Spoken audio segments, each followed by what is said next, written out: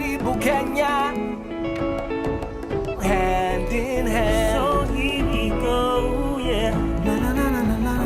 I'm very happy this afternoon we have this opportunity to have a strong panel from the government, from the private sector, from the important associations.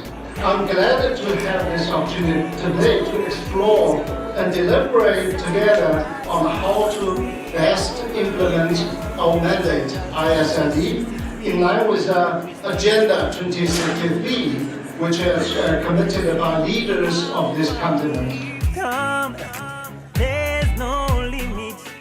It's really an honor for me to deliver a keynote address at this side event on enhancing Africa's structural economic transformation through Agenda 2063 and inclusive sustainable industrial development, ISID.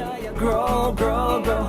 Ilugaya, get up, get up, get up, and make it happen. It is important to take advantage of this global consensus that we have as a way to put industrialization forward. He is still going strong. We have the capacity building for the corporations, the boards, the implementers. We have the investor mobilization program and the resource mobilization program. This is already on the ground. We are now pulling every federal and regional actors, including developmental partners.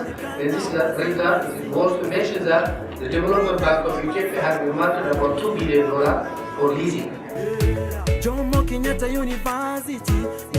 Africa in the future of the world.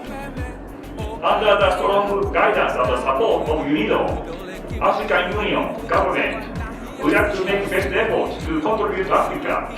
Let us work together. Matunda twayaona, shika kulia nami kushoto, kila mwamba ngoma. In this direction, I'm greatly surprised to see that the continent is doing tremendously good. Going strong, hand in hand. The journey. We are proud of our achievements in supporting industrialization around the world for our member states, and we look forward to having an even greater impact when we cannot do it alone. Partnership is important.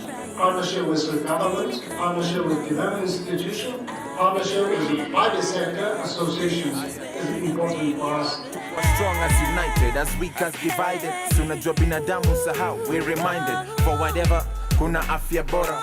Africa to Yokohama, ni kubora. Bossa kuna loss from coast to Kokopot. Advanced prosper partnership, integrity, unity ni strength, bado division ni weakness. Na maendeleo tunayo, si ni weakness. Uganda tushachuja, Africa So future. hand in hand, together we stand. 23 years, still going strong. I really would like to take this opportunity to express my heartfelt appreciation to all of you to join this event, co-organized by FT Union Commission, Kenya government, and the Unido. This is a very special occasion, Ticad 6, first time to be held here outside of Japan. Also focusing on how to support economic transformation, economic development, job creation in this continent, and also would like to discuss lots of issues. One of that is then, as Jeff mentioned, enhancing Africa's structural economic transformation through the Agenda 2030. This is a very big topic. I'm very happy this afternoon we have this opportunity to have a strong panel from the government, from the private sector, from the important associations. And at the same time, we have a very diversified participant and from all over the world, and we'll focus on the issue as we are going to discuss. So this will be a very important event, not only for my institution, Unido, which will carry out mandate ISLD, SDG Goal 9 and the 2030 Development Agenda is also very, very important for African Union Commission and how to lead the continent moving ahead. So I will deliver a speech. Actually, it's not that long and not that short, just medium size. So, Excellencies, distinguished guests, also my dear colleagues and ladies and gentlemen, it is a great privilege to welcome you all to this joint Unido African Union Commission Kenya side event on enhancing Africa in structural transformation through the Agenda 2063 and ISRD, which is the industrial development, inclusive and sustainable industrial development. Allow me to begin by thanking the African Union Commission and the government of Kenya for co-organizing this event today. Subject of our discussion is of utmost importance. And we also particularly thank the co-organizer of Ticad 6, who actually gave us this opportunity. I'm glad to have this opportunity today to explore and deliberate together on how to best implement our mandate, ISRD, in line with the Agenda 2063, which is committed by leaders of this continent. And the 10 years implementation plan and sustainable development goals adopted by the international community last year, and in particular SDG 9, on building resilient infrastructure, promoting inclusive sustainable industrialization, and fostering innovation. So in addition, as you might have heard, the United Nations recently just adopted a resolution in its 70th session on 25th of July 2016, has the resolution entitled as a third industrial development decade for Africa.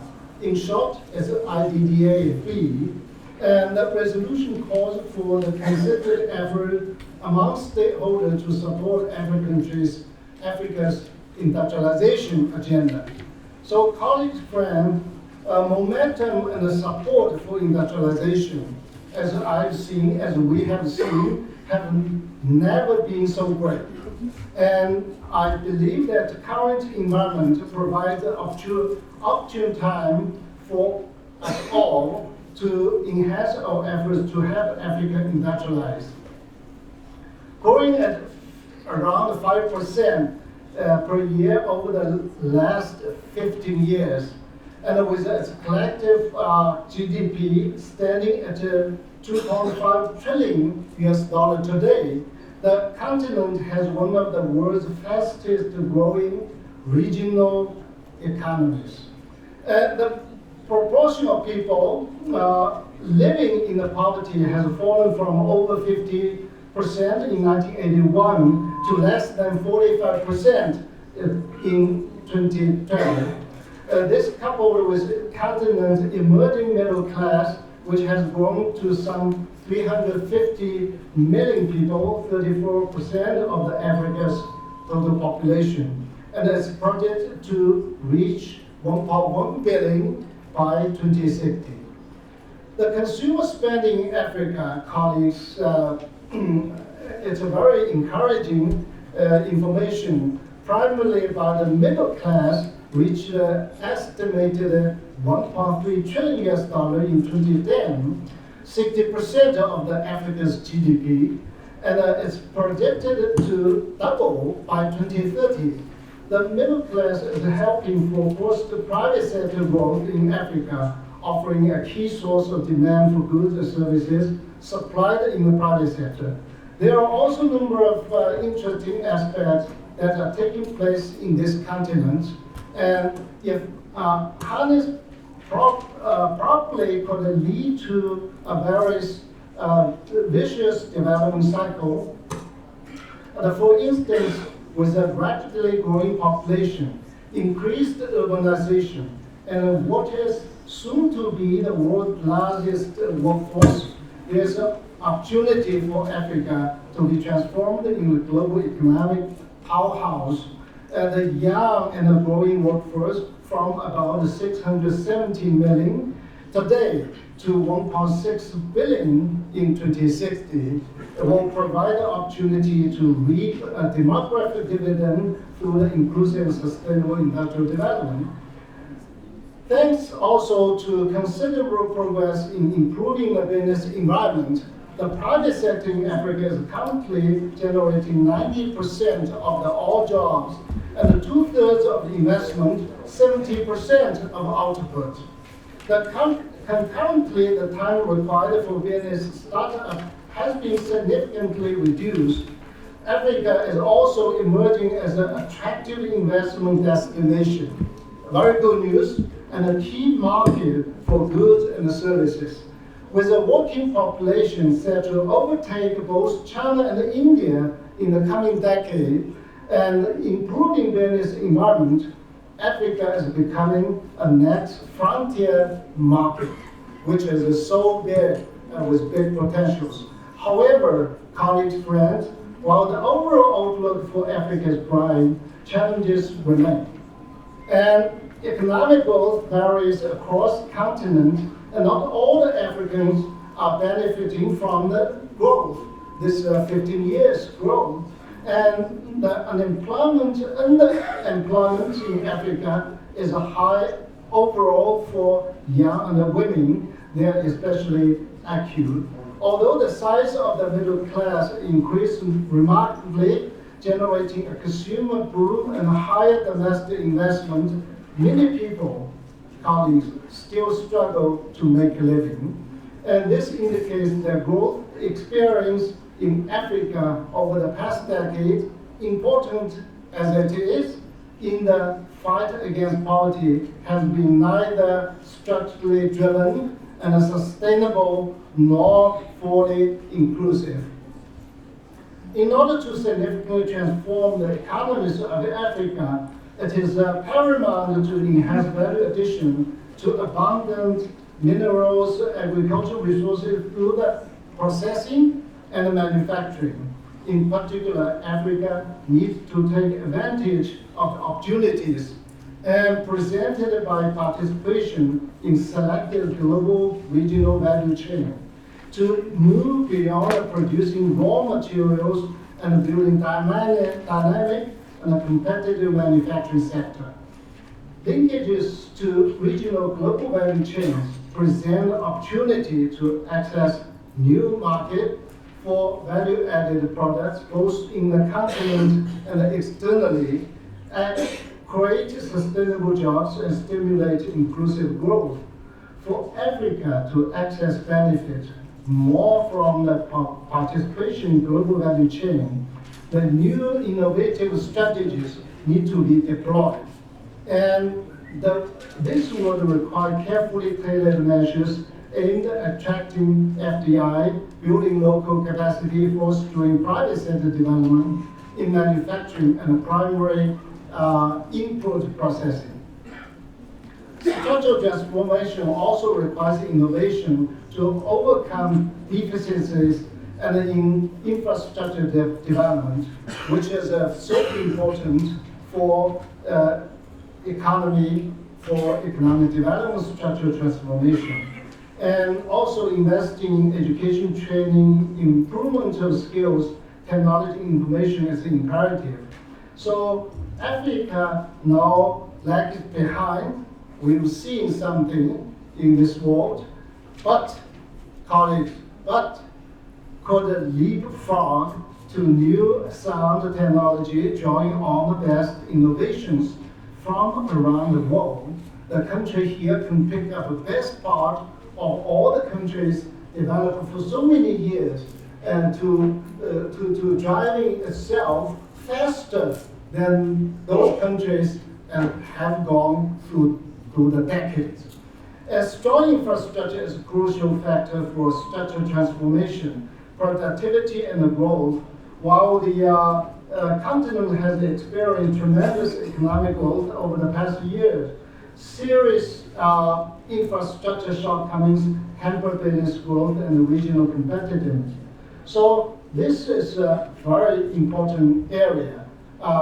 Unido's mandate is also support infrastructure. Inadequate water sanitation infrastructure cost Africa equivalent of 5% of GDP. This is a very high cost. And high transportation cost, colleagues, add 75% to the price of African goods. You see how can we increase the competitiveness of that. So infrastructure is very important.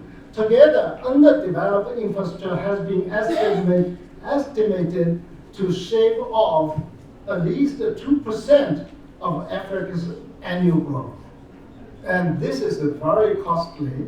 This situation calls for us to develop infrastructure through industrial corridors, special economic zones, and this is really important for us. Last but not least, target for structural transformation and inclusive sustainable industrialization cannot be met without a modern mobilization of sustainable resources. I've been questioned many times with resources, but I believe in this continent, despite the fact that most African countries are well endowed with resources, these resources will not be sufficient for structural transformation. Countries need to embark on an innovative method for resource mobilization and also promote regional integration development models and building partnerships. And it is for the reason that over the last 2 years, Unido has selected 2 countries as a pilot program, Ethiopia and Senegal. And it is a powerful tool to bring together stakeholders, government, development financial institutions like World Bank, African Development Bank, and the private sector, most powerful private sector, to accelerate implementation of the ISRD. Apart from bringing resources together for great development impact, the project provides a strong mechanism for national coordination, funds mobilization, and monitoring of targeted interventions.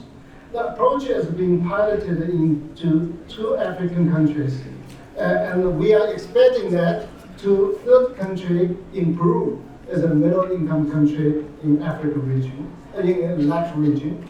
Excellencies, distinguished guests, and colleague friends, in conclusion, allow me to mention that 2016 is 50 years anniversary of Unido. We are proud of our achievements in supporting industrialization around the world for our member states, and we look forward to having an even greater impact, but we cannot do it alone. Partnership is important. Partnership with the government, partnership with development institutions, partnership with the private sector associations is important for us. Our specialization may differ, our goal is the same. This is an important message. For industrialization to be successful, we must take the best that each of us has to offer and to use it wisely. African countries are committed to industrialization in the upcoming decade, and together we can realize their aspiration hand in hand towards inclusive, sustainable industrial development for everyone. This is very important for global growth, global stability, and global social development.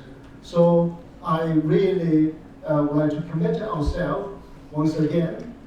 We will try our best to work through our partnership with our member states, development institutions, private sector, and also international community.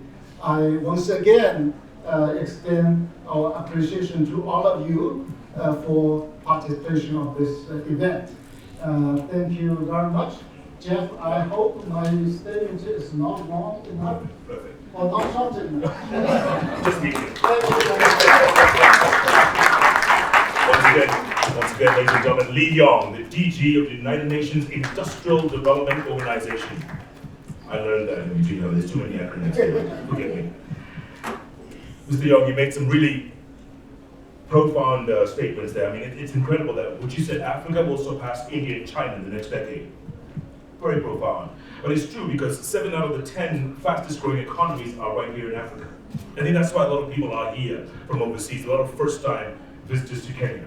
They realize Africa is, as you said, the next frontier market. And speaking of Kenya, for those first timers, you all know this is the home of champions. That's what we call Kenya. Recent Olympics, #1 in Africa in athletics. You saw that. It's true. Why lie? We're also home of ICT in the region. This is the place people invest when it comes to ICT. So it's only fair in the next few years, this becomes the home of industrialization. By the way, those of you who tweet, do you tweet, Mr. Young? I hope you tweet. Those of you on Twitter and tweet, we have a Twitter handle, and that is @Unido Kenya. If you tweet @Unido Kenya and use the hashtag TICADVI, meaning 6, okay? Ticad 6. If you tweet that, and if you retweet me, my handle is @KoinangaJeff, FYI. Don't say follow, just tweet me. I will retweet it to all my followers. Moving along, representing the government of Kenya and on behalf of the President of the Republic of Kenya, please welcome the Principal Secretary for Trade, Industry and Cooperatives, Mr. Julius Korir.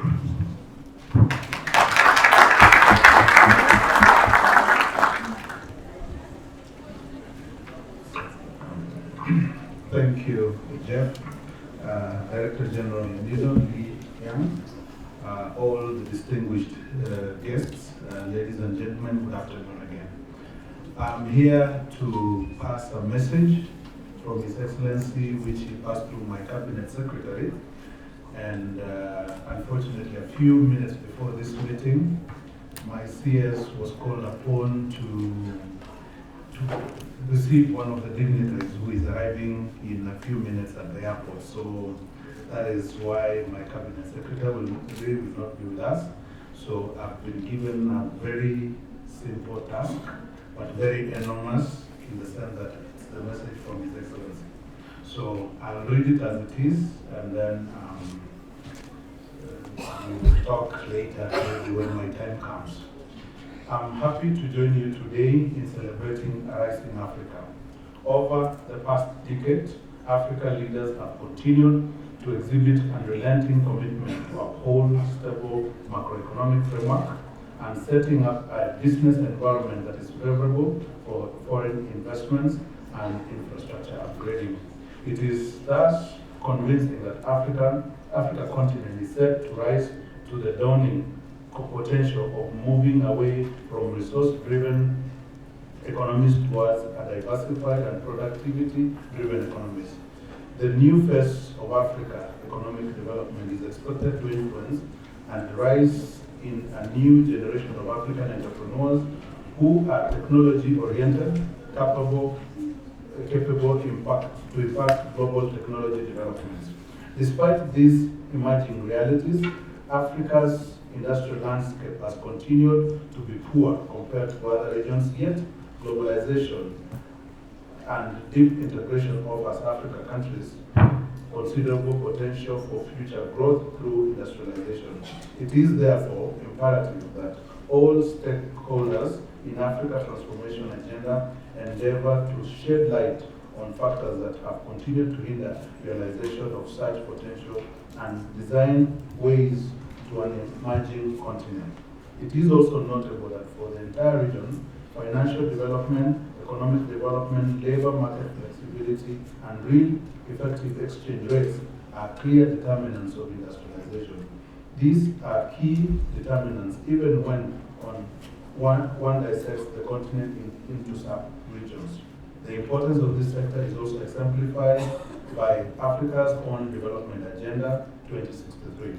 Yet, structural transformation based on targeted industrialization will not happen spontaneously, rather through coherent policies entrenched in a clear development strategy. guided by transformative leadership. It is also clear that governments need to take bold measures and put in place the necessary interventions. We need to review our national development plans and strategies to identify opportunities and entry points for industrialization, develop an economy-wide green growth visions, identify clear, consistent, and coherent policies and interventions involving key stakeholders, build partnerships, and leverage limited public resources to mobilize investments from the private sector and various aligned with national priorities. So, in conclusion, ladies and gentlemen, DG, Kenya welcomes all our partners to work with us as we move closer to the Kenya we want, built by a thriving manufacturing and industrial sector. Thank you very much.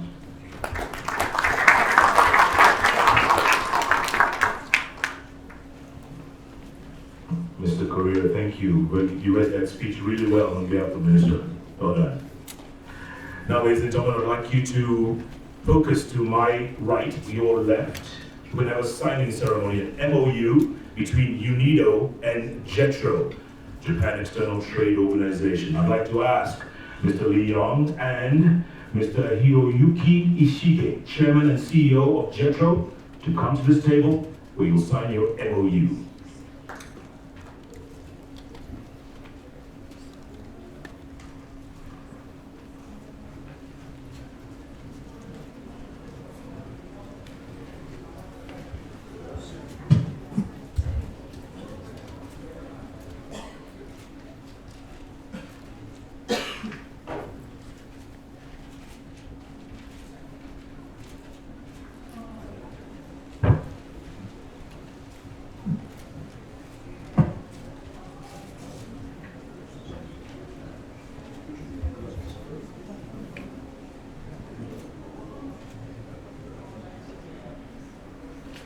Thank you very much, especially Jeff.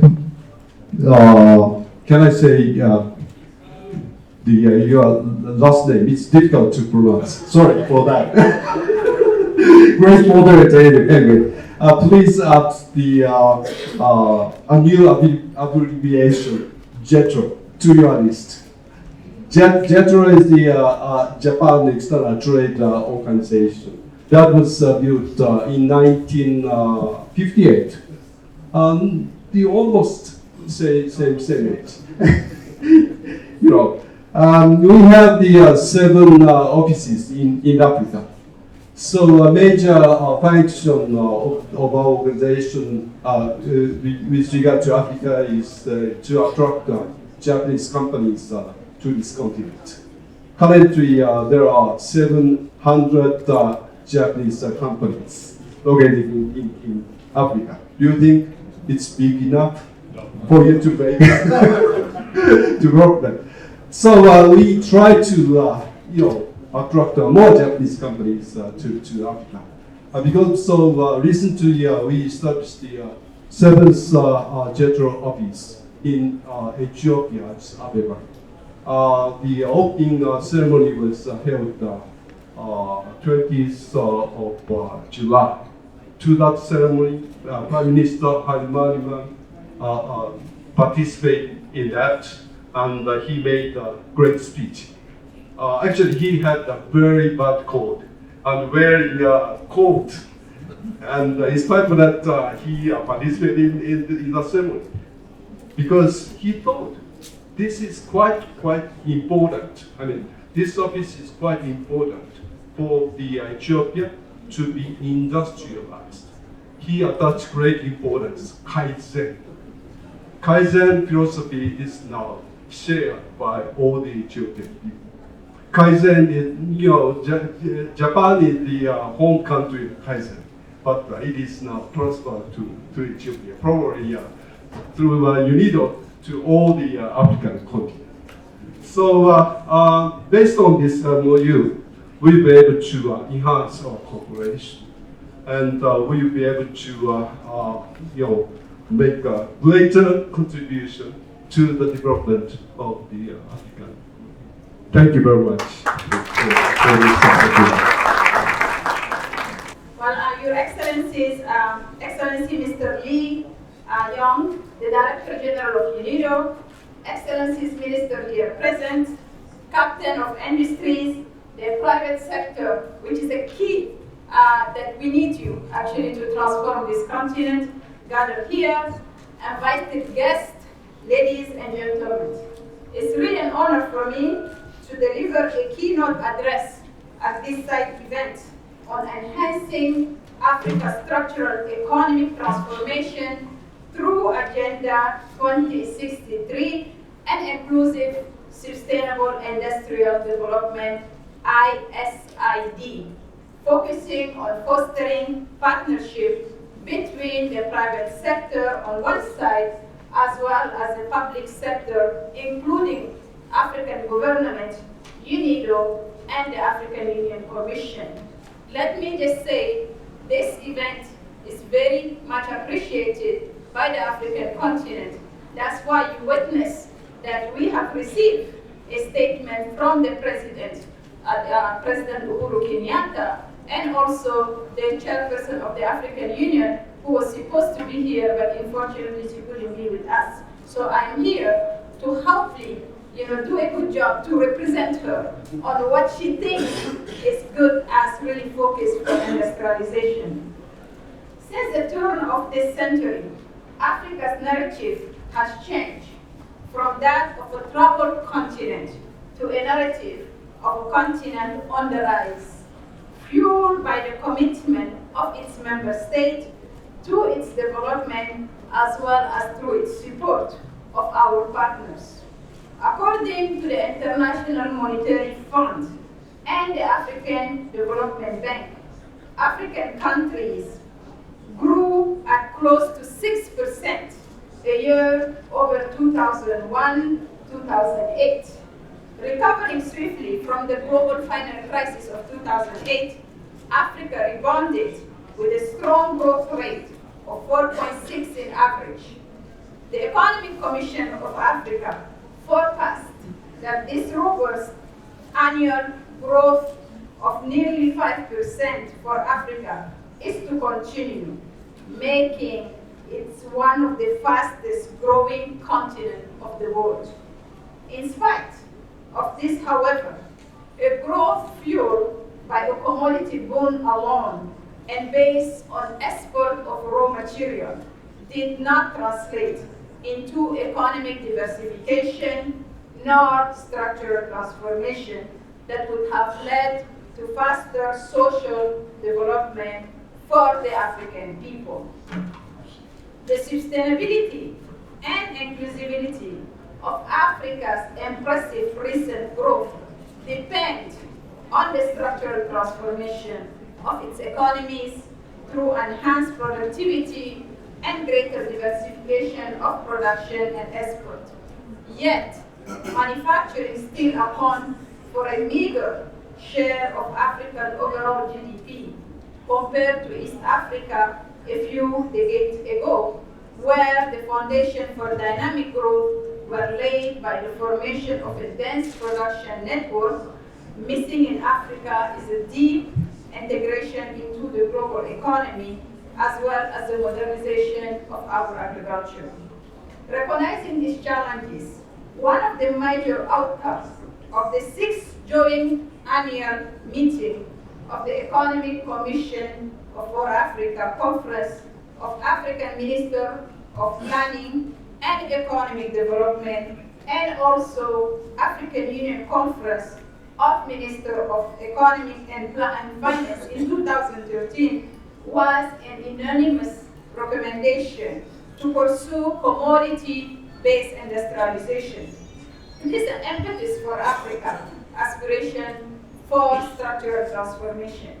The minister emphasized that the careful pursuit of industrialization cannot be postponed any longer, as it is key to not only structural transformation, but also the creation of the much needed job for African youth and to generate the knowledge and skill base to manage and rapid process of urbanization and to reap the potential of economic dividend. As you notice, I have said Minister of Planning and Minister of Finance. Of course, Minister of Industry, they are doing a great job. Minister of Trade, they are making sure that they don't sign contracts that will limit the policy space that is required to industrialize. But it's very necessary to have the industrialization as key in planning. We need to plan, we need the resources to industrialize. I think in the past, we have seen industrialization as the job of the Ministry of Trade and Industry. But industrialization is more than that. Industrialization is about really looking at the trajectory, really looking at where is our country is moving. Most of our countries have this plan about by 2025, they want to be a middle class income. And that cannot be done if we don't look carefully at how we look at the issue of industrialization. So I think that we got it right. We're happy that we got it right. We will continue to really look at it in a more holistic way so that we can look at FDI and we really insist that a percentage of this FDI, African countries, really insist that a percentage of FDI goes to productive capacities. But we also know that no country in the world industrialized because of aid. So that's why it's very important that we really put it on our planning, in our financing, that as a priority for us to move forward. Now, also economists have projected that the 21st century global and regional economic activities will be characterized by high degree of interconnectedness in trade, investment, services, intellectual properties, which trade will be dominated by cross-border trade in part and component rather than in final goods. Intermediaries, international investment will be in production facilities, trading, technology, and long-term business, infrastructure services such as telecom, technology, and long-term business. This is clear from the recent phenomena among transnational corporations, which fragment their production processes as to effectively exploit different countries' comparative advantages along regional and global value chains, forming a global division of labor. This has led to an increase in international trade in intermediate goods, which now account for about half of global trade. Intra-African trade in intermediaries is far from diversified than corresponding trade with the rest of the world. This is therefore offer an opportunity for the continent to position itself strategically in line with its resource endowment to actively participate in the global value chain, putting itself in a sure path toward industrialization. I just want to spend a few minutes to speak about agriculture, the role of agriculture, and I will take our host country, Kenya, as an example. Agriculture, agribusiness, and agro-development. The agriculture sector remained a backbone of economic activities, employment, and livelihood in most developing countries, and Africa is not an exception. I will take an example, as I say, of our host country. The agriculture sector contributes 24% of the gross domestic product, GDP. It's 27% of their GDP indirectly through linkages with manufacturing, distribution, and other services in the sector. It is approximately 45% of government revenue is derived from agriculture. And the sector contributes over 75% of industrial raw material and more than 50% of the export earnings. The sector is the largest employer in the economy, accounting for 60% of the total employment. Over 80% of the population, especially living in rural areas, derive their livelihood mainly from agriculture-related activities. This is according to the Kenya Agricultural Research Institute. This statistic remains largely true for most of the rest of the continent. As such, value addition in this sector through sustainable industrial development would ensure that this sector continue to support the well-being and livelihood of our people through enhancing food security, stabilizing our economic growth, reducing poverty in a sustainable manner. This is the case of Africa. If growth is to be sustainable and inclusive, equally must be given to getting the best value from the agricultural sector as well as the mineral, oil, and gas. Also, skill, technologies are important in this regard, and that's why partnerships such as Ticad can play a crucial role in enhancing Africa to close the glaring technology and skill gap that are fundamental to achieving inclusive and sustainable industrial development. Investing in skill and new technology has the ability of not only bringing financial and resource saving, but also enhancing African competitiveness in the global world. My boss, the chairperson, Dr. Lamini Zuma, always said the most important resources that we have in this continent is our human resources, is our youth. We need to invest in our people, and we will transform this continent, and we will change the world. Because investing in Africa's resources, which is our youth, will have a great impact on food security for this continent and also for the world. Now let me talk a little bit about the role of the private sector. The private sector can play a crucial role in partnering with the public sector in investing in both skill development and also research and development in technologies that ensure that production systems are more efficient by, among other, using cost-effective energy, especially for the small, medium enterprises and SMEs. Now, Africa, I think the Director General has said of Unido, Africa is the attracting investment destination. Africa has the highest rate of return. Africa has the potential. I spoke about its human resources. We speak about with natural resources, whether being arable land, whether being mining, whether being oil, and so forth. Africa has a growing demand. Most of our country by 2025 projected to be a middle-class country. And therefore, Africa is a place to be. We just heard that there are some Japanese companies here. But I think Japanese companies need to come now, because if not, you will lose. I think it's important for you to come and to come now. A lot of countries, a lot of private sector from all over the world are coming to Africa because they do see the benefit of Africa. It's business, it's a high return of investment, it's not charity. We're also working on having a continental free trade area.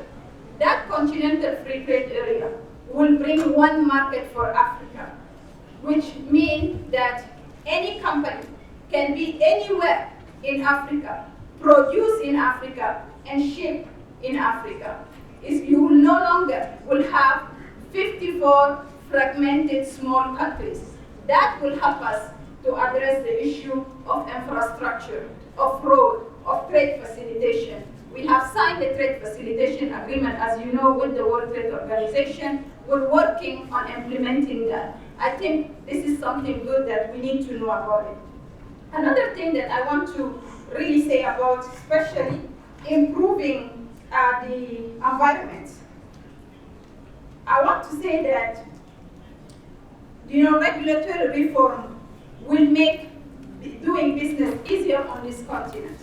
In this direction, I'm greatly surprised to see that the continent is doing tremendously good. The World Bank Doing Business report of 2015 documented 230 businesses reformed in Africa, with 145 of such reform aimed at reducing the complexity and cost of complying with business regulation. 85 reform aiming at strengthening legal institutions. 75 of the 230 reform aim at making it easier to do business originating from sub-Saharan Africa. The continent accounted for 5 of the top 10 improvers in 2013 and 2014. More than 70% of this economy is carried out of at least one such reform. There is a need, therefore, for Africa to consolidate and cement this gain. The challenge, however, is still lies in ensuring that the investments are targeted at productive sectors that will assist in African transformation needs. So we need your help, we need a call, we need your investment, but we also need to make a particular attention on really skills, technology transfer, industrialization, transformation, the know-how. And as I said, it's very important that we as African country insist that a percentage of FDI go to productive capacities. Now, since we're talking about industrialization and we relate commerce to industrializing, it's very important that we do it, but we also do it responsibly, which means that the green economy is very important. Africa needs also to act as one when it comes to such issues. We can't be divided, one country accepting destroying environmental issues and so forth, and other not accepting. I think it's very important that we really act on this one so that we really deal with that issue properly. The effect of climate change has shown that environmental issues are no respecter of boundaries. This is a global village that requires global actions. And we want all our partners to come and invest responsibly, help us also to address this issue of a global nature.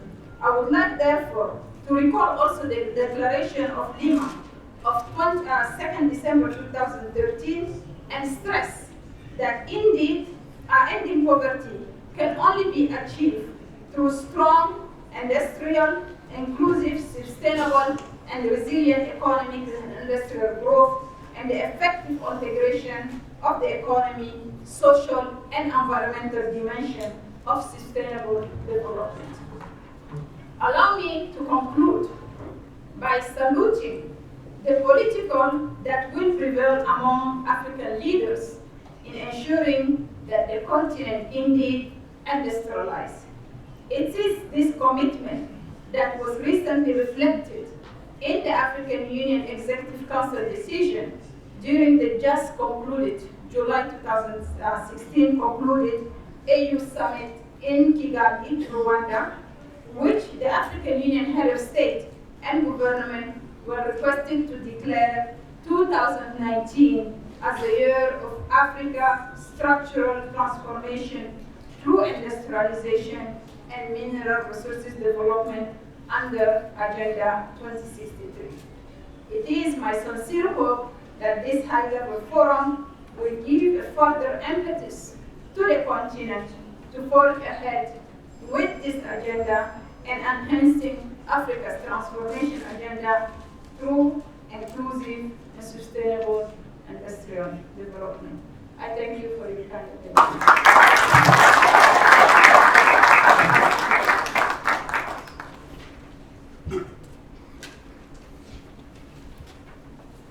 So another round of applause for Fatima Haram Asiro. Thank you.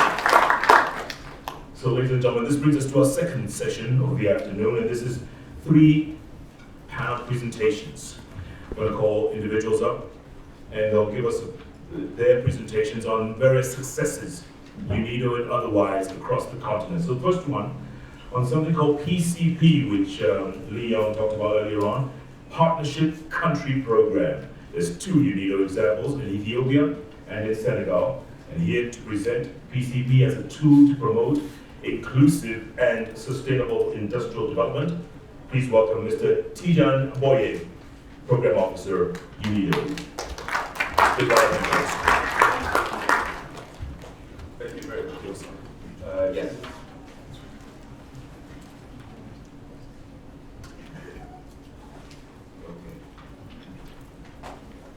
Good afternoon, ladies and gentlemen, and welcome again to this side event. And thank you, Mr. Moderator, for the introduction. I would first like to, of course, without further ado, go into my presentation, which is going to be on the PCP Program for Country Partnership experience in Unido that we have implemented since our new Director General has been elected. And also, I would like after that to talk about partnerships, which is also very important, especially partnership with the private sector. And since we are talking, of course, I'm sorry, I'm having problems with this. Okay. And since we are here in the framework of Ticad, I will also develop and try to talk about the importance of the involvement and potential involvement of the Japanese private sector in the industrialization of Africa within the framework of the PCPs. So I would like to first start my comment by mentioning, I think, this global consensus that we are having now with respect to the importance of industrialization in Africa. We have mentioned, my distinguished predecessors mentioned a lot of the issues related to SDG 9, also the adoption of the Lima Declaration, and so on. And today, Unido is becoming a key player and actor in implementing the ISID. And I think it is important to take advantage of this global consensus that we have as a way to put industrialization forward. I would just like to mention one thing that we haven't really mentioned so far, is that it's the declaration that was made on,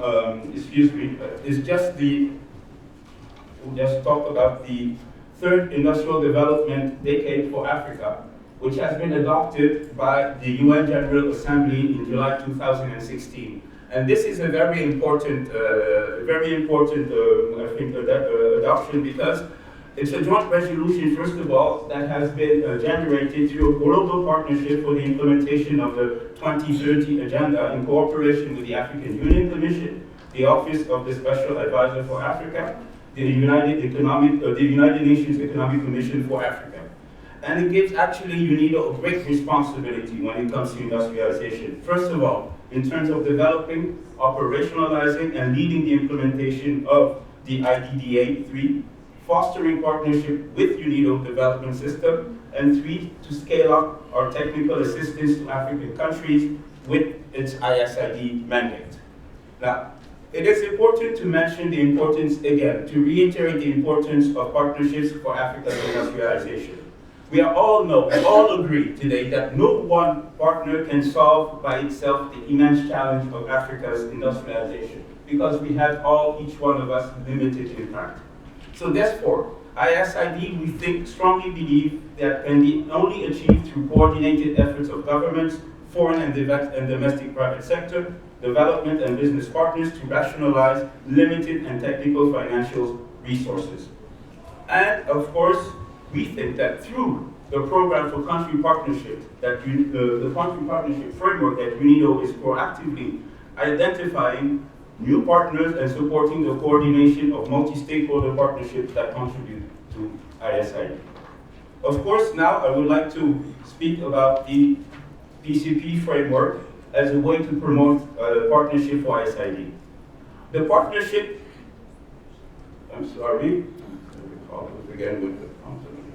the ISID partnership approach is implemented through the programs for country partnerships through collective actions with local and international development partners, including private sector. We are currently, as our DG mentioned, piloting this experiment in 2 countries, Ethiopia and Senegal. What are the principles of the PCPs? First of all, there's a strong country ownership. Again, we try to operationalize national industrial strategies. We also we're also trying to implement this closely embedded in national resource mobilization strategies and amenable to partnerships to upscale our technical cooperation services. We offer also an important opportunity to deploy all of our multidisciplinary area of Unido services in a coordinated and synchronized way. And of course, it is fitted with a rigorous monitoring and reporting mechanism so that our member states and the partners can measure the concrete benefit of this new approach. Again, what we would like to say, we have been implementing this PCPs in the two countries for over a year and a half now, and already we have seen very great progress in that. First of all, we have made sure that we have built strong synergies between the PCPs and the respective national strategies in Senegal and in Ethiopia. The government ownership has been achieved at the highest level in both countries, and this has actually changed, this had as a consequence had consequences of change of mindset. Now the two countries are really thinking about industrialization as their center, preoccupation for economic transformation. Also, we have been able to establish in both countries what we call coordination mechanisms. And these are platforms for dialogue between the private sector and the public sector. And this is key for us in actually driving the industrialization agenda forward. So this, I think, is a key also achievement. And also, we have improved in both countries monitoring and, as I mentioned, also the reporting system. Now, we have also, within the PCPs, also thought, of course, about how can we try to mobilize funding and funds for industrialization. This is also, of course, the key issue. And we have established in both countries what we call partner and donor working groups with that actually made of the government, DFIs, and the private sector to rationalize allocation of financial resources to industrial development, and of course to organize also pledging meetings. We have established multi-trust donor fund in both countries. And of course, our Director General, Mr. Lyon, has also decided to establish within Unido a partnership trust fund to support the PCPs and to also support the expansion strategy of the PCPs in also both countries. Sorry again, problem. So I just want to just finish here the PCP by mentioning some early conclusions. First of all, again, I'm sorry, I'm having technical issues here.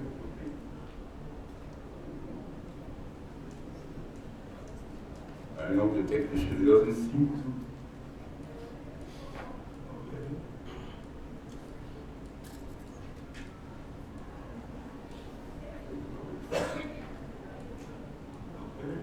All right, just early conclusion. Sorry for the technical issues. So, first of all, the ISND PCP is considered in both countries as key to the development by government and private sector. We have had, the PCP has managed to actually leverage a lot of investment. I'm talking here under the control of His Excellency, the Minister of Industry of Ethiopia, that for instance in Ethiopia, more than $400 million have been actually mobilized by the government to develop the agro-industrial parks. In the case of Senegal, close to $90 million have been also leveraged to develop the industrial park of Senegal. The pace of industrialization has dramatically accelerated. And also, the framework, the PCPs have actually offered a framework for private sector's financial and technical involvement. The PCP is relevant. Unido is now recognized as the advisor of government and by partners as a central actor with respect to industrial development. Therefore, as a conclusion, we can say that the PCP framework develops a new approach towards private sector and development finance institutions to rationalize allocation of financial and technical resources through innovative financial mechanisms and partnership model. But again, beyond the words, I just wanted to show you a few examples of, in Senegal, the industrial park of Diamniadio, the Mojo City Leather City, in Ethiopia, that are concrete achievements that were accompanied by the PCPs. Again, moving forward, we have mentioned, and I'm not going to, for the sake of time, I'm not going to, for the sake of time, I'm not going to talk about the importance of the private sector. I think my distinguished predecessors have mentioned that. But there's one thing I would like to, of course, mention, because like you were saying, we are in the case, in the framework of the Ticad, and because we have just signed a very important MOU with Unido and JETRO on the involvement of the Japanese sector, I would just like to speak about it a little. First of all, what would be the rationale for involving Japanese private sector in Africa's industrialization? First of all, the Unido African Investor Survey showed that empirical evidence that Japanese companies operating in Africa are amongst the most efficient, impact-oriented, and profitable FDIs in Africa. But unfortunately, they're not enough, as we have mentioned. Second, Japan has a long-time experience in technical cooperation in Africa that can be actually very useful. Third, Japanese companies can of course bring to Africa technology, know-how, energy, environment, environment and agriculture, experience of course in industrialization, and what is very important, industrial culture. Africa, I think the distinguished commissioner has mentioned it is the new economic frontier and that we are looking for investment in technology. But what is again very important to mention is that today the African private sector and private sector associations are becoming more and more aware of global challenges and are now ready to work with the international private sector through concrete partnerships. This is a radical change of mindset from the African private sector. Therefore, we think that the stage is set for win-win partnership between the two countries. We think it is now time to go forward so that in Ticad 7, we no longer discuss about how to involve the private sector, but exactly just to see what progress has been done. And in that sense, what we would like to do, we would like to mention that Unido, through its mandate, its new responsibility, we were talking earlier about the IDDA, its experience with working with the private sector within the PCP framework, and in close cooperation with the African Union Commission, the regional economic communities of Africa, the African Development Bank, with which we have an MOU also, and of course the Kenya government, we would like to promote, facilitate, and build a framework for strategic partnerships between Japanese institutions and African institutions. That will result in an action plan for the promotion of a Japan-Africa partnership for ISI. Therefore, this action plan, I'm sorry, Mr. Moderator, another acronym that we're proposing, EPGA, which will be the action plan for an action plan that will propose concrete activities covering the following areas: provide evidence-based foreign and domestic investor data, promote and improve regulatory framework, and devise policies in individual African countries that will further support current investors and encourage prospective companies to invest, build the capacity of investment promotion agencies and relevant agencies, promote infrastructure and resource development and improve access to finance, and we would reach out to the Japanese private sector by providing Japanese companies with information, developing strategies to provide better services to pre-existing investors, and to encourage prospective investors to do business. Of course, matching Japanese companies with companies in African countries. We would like to propose that this action plan be piloted in certain African countries.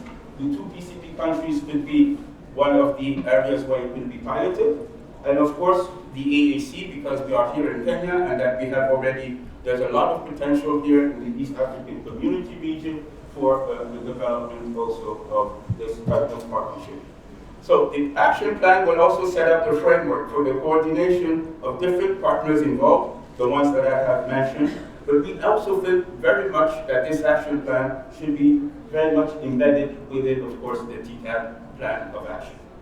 In order to implement the action plan, we would like to propose the establishment of a working group to promote Japanese investment in Africa to promote the promotion of Japanese investment in Africa, And this working group will, of course, set up propose respective responsibilities and define timeline of action.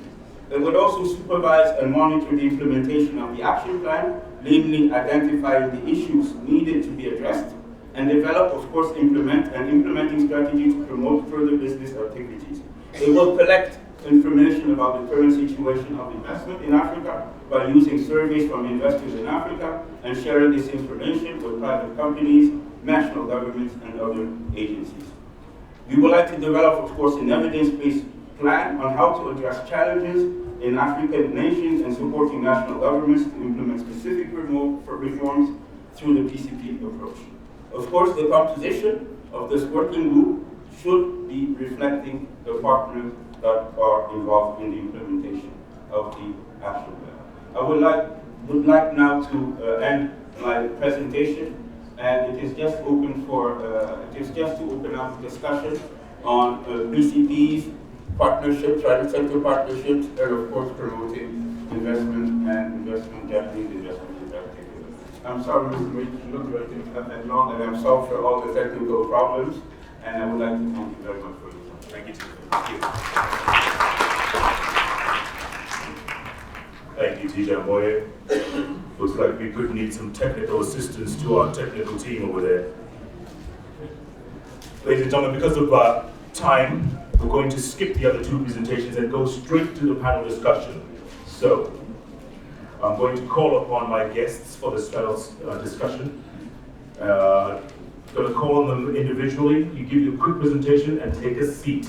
So one at a time. Beginning with His Excellency, the State Minister for Industry, the Federal Democratic Republic of Ethiopia, Mr. Mebrahtu Meles. You come first. You give your 5 minutes or so, and then take a seat, and the rest will follow. I'm sure with this kind of, industrial park, we are going to attract more of them. So I hope the Japanese will come in a group and take part in this regard. So these are the priority sectors. And so far, the ownership is the most important thing that we need to share. The government of Ethiopia, its strategies and plan is going in line with this ISID. We have broad-based, inclusive and sustainable agendas. So whenever we get this international community rallying behind us, we embrace it. We mainstream into our plans, and we fully finance it. As it was mentioned, we are backing it, and the Prime Minister is championing all this. And we have, at national level, a steering committee. We have a task force. We have also a PCP office, Program Country Partnership Office, under me. Every week I'm monitoring this evaluation. So we have all partners, coming into these levels. Now we are going down to the smallest administrative level, which we call it Woreda, where we are identifying the 4 corridors, and we are bringing the regions ownership. The regions now establish corporations, industrial park development corporations. So they have earmarked all what we call it the SDG budget, Sustainable Development budget, fully for industrialization. This is here for you, the commitment. So the government is, with all its arms, is now going into implementation. In fact, we have designed 6 programs: production and productivity. The agricultural side is Ministry of Agriculture and Natural Resources. Ministry of Livestock is owning fully to address this issue. We have the construction, the designing, bureau quantity, social, environment, impact assessment program. We have the community rehabilitation and integration program. We have the capacity building for the corporations and the boards and the implementers. We have the investor mobilization program and the resource mobilization program.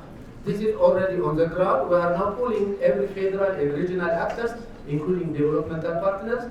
In this regard, it is worth to mention that the Development Bank of Ethiopia has earmarked about $2 billion for leasing to give loans to machinery to domestic investors.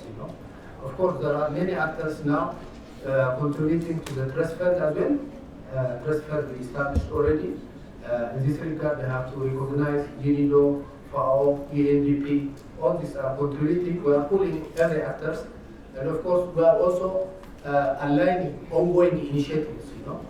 ongoing utility infrastructure initiatives, housing initiatives, or a private sport corridors. So this regard, I think we are heading in the right direction. For the financial institutions, by and large, the role it has to come. It has to come. So far, the crude estimation is about $1.5 billion for the 4 parts. Agro-processing part I am talking about, not the other parts, because we have other 10 parts also. So the World Bank, the European Investment Bank, African Development Bank, we are engaging with them. We have, convinced them very much. I think Unido, the Director General, is reaching out also. So I think for the tenants, through loans as well as for infrastructure development, most of them they are agreed because we have a feasible project, bankable project. So I hope they are on board and they will also contribute in this regard. So in a nutshell, this is what I can say within a short period of time. I hope when we come in October, we'll give you more detailed information about this and about others in the program which we have with Unido. So thank you once again, and thank you especially also for Ticad. Ticad is the Japanese government is working on Kaizen, on industrial dialogue with the Ethiopian government.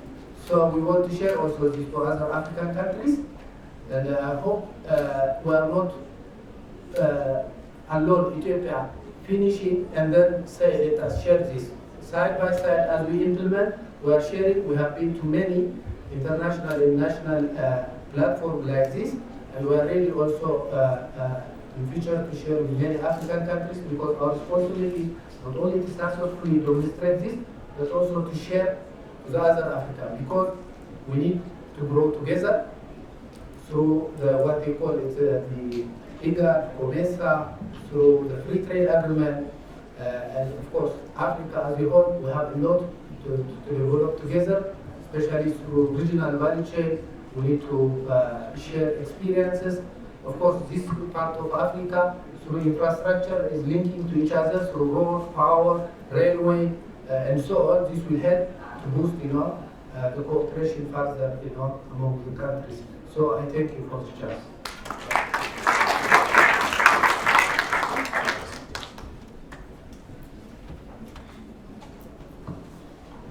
Thank you, Mr. Minister. I totally agree with you when it comes to Ethiopian industrialization. Okay, when it comes to running, we're still ahead of you guys. For now. Next, and she'll give a presentation in French. Please put your hands together for Audrey Chicot. She's the Director General of Multi-Services and Materiel Industriel in Cameroon. Those of you with those machines, French translation, channel 1, please. Thank you.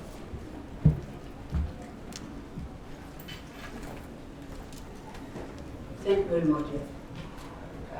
I'm going to speak in French because, like you are seeing, I'm thinking I'm the only one for Central Africa and West Africa. Bonsoir à tous. Comme je le disais, je pense que je suis la seule représentante de l'Afrique centrale et de l'Afrique de l'Ouest. Et l'Afrique de l'Est étant fortement représentée, c'est normal. Ce sont les premiers de l'Afrique, après l'Afrique du Sud et le Nigeria évidemment. Alors moi, je suis là pour vous parler du secteur privé, des attentes du secteur privé, principalement de l'Afrique centrale et de l'Afrique de l'Ouest. Je vais essayer de me focaliser dessus, puisque les champions sont déjà bien en avance. Le secteur, on parle beaucoup d'agroalimentaire et puis de tout ce qui est avantage au processus agroalimentaire. À côté de cela, on ne nous parle pas du principal du secteur, qui est la fabrication mécanique et la maintenance. Car c'est bien beau de faire des changements au niveau industriel de l'agroalimentaire, mais tout le matériel, ce qui est le plus important dans une industrialisation, nous vient de l'extérieur. Alors, comment faire pour que l'Afrique, tout en faisant de l'industrialisation, arrive à avoir une parfaite maîtrise de sa maintenance et de la fabrication des unités de production? Parce que nous n'allons pas continuer, c'est ce qui est le plus cher. Dans 1 milliard d'investissements, ce qui est le plus cher, c'est le matériel, c'est l'usine, plus les machines de transformation. Alors, il faudrait peut-être qu'on commence à regarder de ce côté-là et à faire du transfert de technologie. Je m'adresse principalement au Japon, à la Chine, à l'Europe, en tant que fabricant, je peux dire aujourd'hui, on ne peut plus parler tellement d'expertise. Ce qui nous manque aujourd'hui en Afrique, c'est principalement les technologies. Les technologies sont la base même de tout échange entre les peuples. Si on veut nous parler d'industrialisation, on nous parle d'abord du transfert de technologie. C'est très important. Tant qu'on n'aura pas le transfert de technologie, on ne pourra pas avancer. Maintenant, de notre côté, nous, le secteur privé, principalement ceux de la francophonie, nous sommes encore tributaires de l'après-colonisation. Ça veut dire que nous avons un problème de mentalité. Nous avons un très gros problème de mentalité, on nous le reproche tout le temps, la corruption, les détournements. Alors à ça, moi j'ai pensé à un moment, depuis 3 ans que je travaille avec le gouvernement camerounais, je pense que l'issue à ceci est d'apporter des projets clés en main, que ce soit pour des projets structurants ou des projets de partenariat dans le secteur privé. Des projets clés en main évitent la circulation de l'argent et donc évitent principalement ces détournements de fonds et tout ce qui peut être corruption. Ensuite, je vais parler des femmes. Il y a 20 à 30 ans, vous n'aurez jamais pu voir une femme devant vous pour vous parler d'industrie. C'est dommage qu'on ne puisse pas avoir la projection parce que je suis tourneur, fraiseur, soudeur, maintenancier et je le fais sur le terrain. Je pense que les Japonais qui sont venus dans mon entreprise est l'entreprise pilote pour le Kaizen, peuvent le certifier. Donc je ne parle pas ici seulement en tant que femme, je parle d'abord en tant que technicienne et ensuite maintenant en tant que femme, en tant que mère. Nul mieux qu'une mère ne peut se soucier du futur et du devenir de ses enfants. Nul mieux qu'une femme ne peut se soucier de la carrière de son mari. Nul mieux qu'une femme ne peut bien soutenir son époux. Donc il va falloir que les hommes, que les Africains se tournent de plus en plus vers leurs épouses, vers leurs sœurs, vers leurs filles, pour avoir l'aide qui leur est nécessaire. Cela n'implique absolument pas l'égalité entre hommes et femmes, parce que j'ai beau être dans un corps de métier d'homme, je suis africaine et je reste dans la tradition africaine qui veut que l'homme ait sa place d'homme dans le foyer. Quand je redeviens Madame Chico à la maison, croyez-moi, je suis au pot-pot, donc à la cuisine, et je m'occupe de mes enfants. Maintenant, quand on met les femmes en avant, forcément, les femmes vont parler à leurs enfants, les jeunes. Ça veut dire qu'on a du 2 en 1. Si on met la femme en avant, on a les jeunes qui vont suivre tout de suite après. Mais maintenant, si ces jeunes suivent, on a un autre gros problème en Afrique, au niveau du secteur privé. Tout le monde parle d'argent. Je ne suis pas ici aujourd'hui pour vous parler d'argent. Je vous parle d'autre chose. Un jeune qui démarre, toutes les startups qui démarrent en Afrique, principalement, je vais continuer à insister sur l'Afrique francophone, il démarre, même si on lui donne de l'argent, 4 startups sur 5 échouent. Pourquoi? Parce qu'ils n'ont pas l'expérience. Ce qui leur manque, c'est l'expérience. Donc, je parle ici du mentoring que j'ai appris également au Japon. Je remercie beaucoup les Japonais parce que je peux vous dire qu'ils m'ont énormément changé. J'espère qu'ils vont changer l'Afrique de cette façon. Donc, je vais parler du mentoring que j'ai expérimenté. Je ne vous parle pas de choses que je n'ai pas expérimentées. Tout ce dont je vous parle d'expérience. 15 ans d'expérience en tant que chef d'entreprise et propriétaire à 100% de mon entreprise et président du secteur de la fabrication mécanique. Donc, le mentoring est très important. Pourquoi? Parce qu'un jeune qui démarre son entreprise a plus besoin de connaître les mécanismes des institutions, de connaître les pièges qui existent dans le monde des affaires, de savoir quels sont les avantages qu'il peut trouver en les institutions de l'État. Ça, c'est au moins 80% de la capacité de réussite de ces entreprises. C'est très important.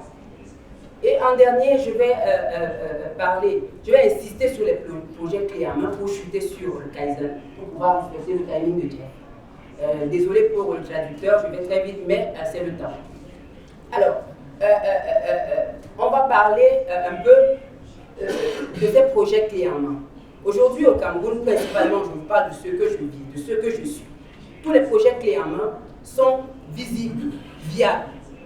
Donc, ils profitent principalement aux populations, donc aux masses les plus vulnérables. Or, des projets qui sont financés, ces financements, je suis désolé de choquer plus d'un, mais ces financements arrivent dans le meilleur des cas, à 30%, à pouvoir aider les plus faibles, ça veut dire les populations.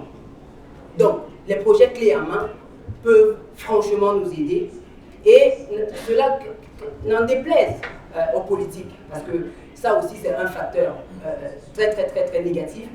On pense que pour être industriel, il faut absolument arriver à un certain niveau, passer à la politique. Non. Non, je suis désolé. Les politiques sont des politiques, les industriels sont des industriels. Chacun fait ce qu'il a à faire et ainsi on avance. Laissons les politiques aller discuter de politique avec les États. Nous, les industriels, soyons sur le terrain parce que c'est nous sur le terrain qui pouvons leur dire voici ce qui ne va pas, voilà où nous devons aller. Et donc maintenant, parlant de ça, et j'arrive donc aux mentalités. C'est notre principal problème, les mentalités. Les Japonais sont des champions en la matière et je m'adresse principalement au gouvernement japonais. Vraiment, vous avez commencé des choses, j'ai été très agréablement surprise tout à l'heure de savoir, et c'est ça même qui explique l'avancement de l'Afrique de l'Est. Le Kaizen a été implémenté depuis 10 ans au Kenya. Jeff, c'est normal que vous soyez les premiers. Depuis pratiquement 9 ans en Éthiopie, c'est normal que l'Éthiopie soit aussi premier. En Afrique du Sud, ça l'a été. Au Nigeria, ça l'a été. Moi, je viens d'expérimenter. On a commencé il y a 4 mois seulement. Donc, vous imaginez qu'en 4 mois, nous avons pu transformer mon entreprise. Je peux vous dire que cela transforme d'abord les gens. Le Kaizen, le 5S, c'est d'abord la transformation des mentalités et donc recréer ce regain de patriotisme qui nous manque aujourd'hui. Aujourd'hui, on n'a plus de patriotisme. On n'a plus envie de faire des choses pour la masse. On veut s'enrichir tout de suite. Moi, je n'ai pas envie d'être riche. Tout ce que je veux, c'est laisser quelque chose aux générations futures. Merci beaucoup.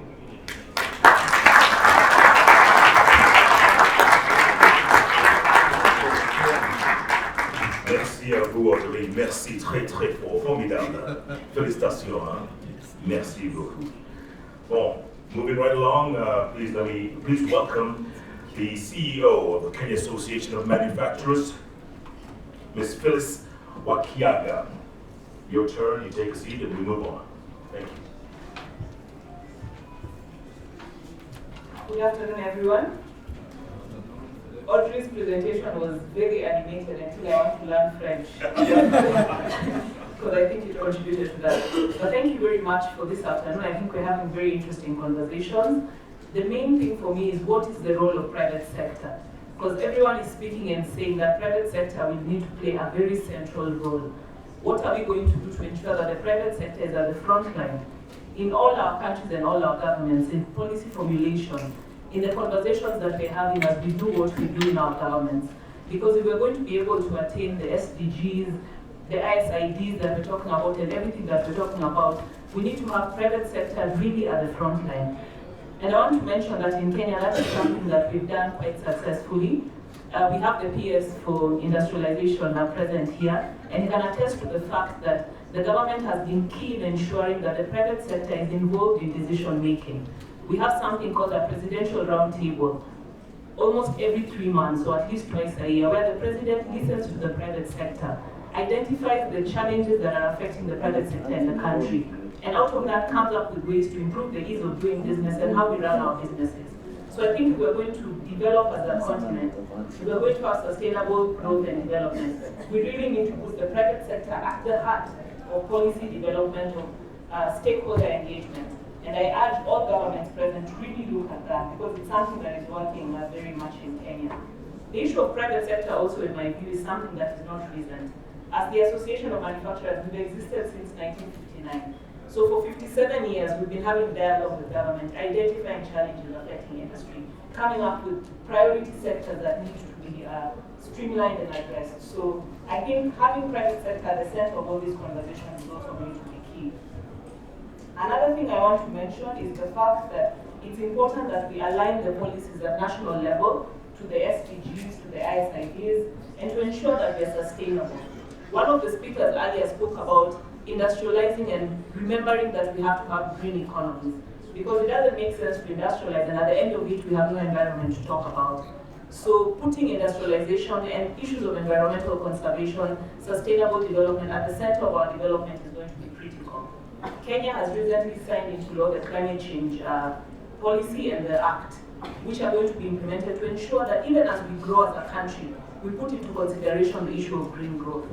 As industry, we've been also very central in that, carrying out energy audits, identifying wastage in industry, and coming up with savings to ensure that we're sustainable as businesses.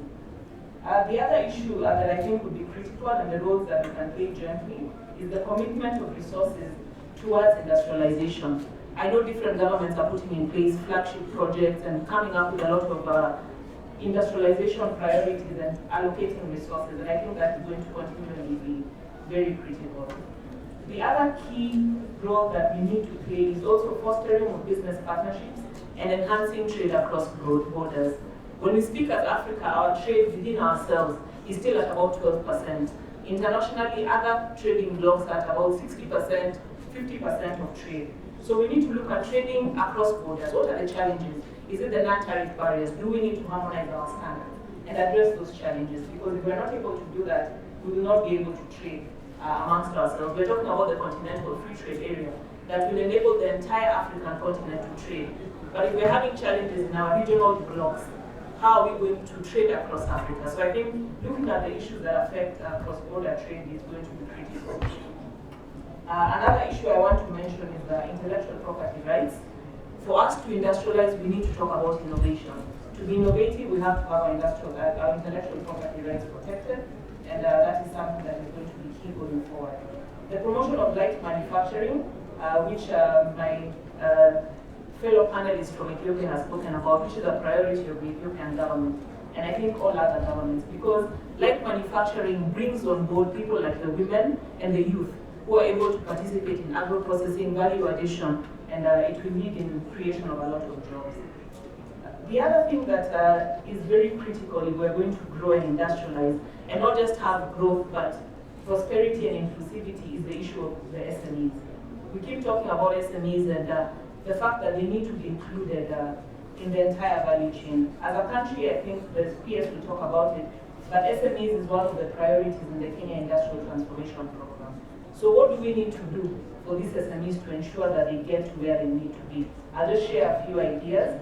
First of all, I think the clear identification of the challenges that SMEs face is going to be critical, so that we come up with the policies that are required to address the challenges they're facing.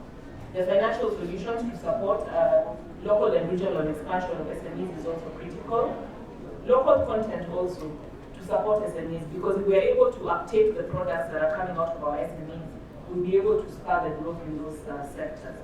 Another thing that is critical, that is a role that industry can play, is the promotion of mentorship programs for the SMEs, because we have people, companies that have been in this industry for very long, whether it's local companies in Kenya, companies from Japan who have done this for long. So having mentorship programs for the SMEs will be very critical in growing SMEs. Subcontracting is another big area where the bigger companies are able to subcontract part of their production to the smaller companies. Assisting SMEs in product development, assisting SMEs in capacity building will also be critical. Another challenge that we realize SMEs face in our country, and I think it's something that is happening internationally, is the issue of the payment culture. When SMEs' payments are delayed, it affects their ability to do their business and grow sustainably. It's a challenge that's even faced in countries like the UK, who have had to put in place a prompt payment code to ensure that SMEs have the finances after they deliver their goods or services to different people. So what role can industry also play at an individual level? Because it's one thing to identify what government can do, but I think as private sector, we also need to look at our own supply chains, because sometimes there's a lot of inefficiencies in our own supply chains that leads to a lot of high cost of doing business. There's also need to look at our production, and that's why as the Association of Manufacturing, we've been running Kaizen programs for our members for over 10 years, where we work with members, carry out Kaizen workshops, and very many people have taken up Kaizen into their own organizations. And when you visit them, you can see the efficiencies. And they talk about how they were previously very unproductive and they've realized a lot of benefits. So I think as industries, we need to challenge ourselves and look at how productive we are within our own processes. Another thing is about efficiency, resource efficiency. How do we use our energy? Are we being efficient in the use of energy, in the use of water and other resources within our organizations? So that as private sector, we play our own role in ensuring that we are competitive. So as I end just the way forward, I think as industry in Africa, we need to move from low technology to high technology manufacturing. There's a lot of development going on in the world. People are talking about 3D manufacturing and the big things happening in manufacturing. What are we going to do as Africa? Are we going to leapfrog? Are we going to go through all the phases that these countries went through to get to high-level manufacturing? But in order to do that, we have to build the right skills, focus on the STEM subjects, ensure that we have the right skills for manufacturing. The other thing we need to do is to improve the competitiveness within our countries, address the issues of ease of doing business. Kenya was the third most improved country in ease of doing business, and I think a lot of other African countries are doing their best to address the challenges that businesses face to set up and to operate within their countries. And lastly is the issue of policy coherence. Our industrial policies cannot stand on their own. Someone else has mentioned that we need to look at all the policies, industrial policies, our trade policies, planning in general, finance, agriculture, because all of these really need to be in sync for us to move forward as a continent. So I look forward to having interesting panel discussions with everyone. Thank you very much.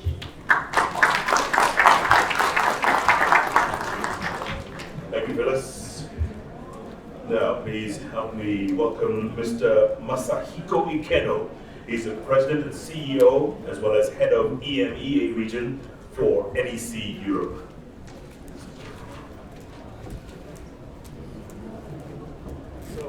I'd like to use that slide, please. Good afternoon, ladies and gentlemen. Thank you very much for the opportunity to be here. Today, I'd like to talk about the challenge in doing the business in Africa, and also opportunity for us to contribute to the promotion of industrialization in Africa. Could you show my slide?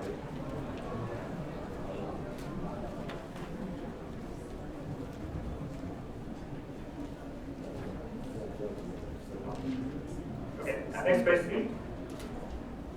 Yes. Firstly, I'd like to let me explain about the overview of NEC.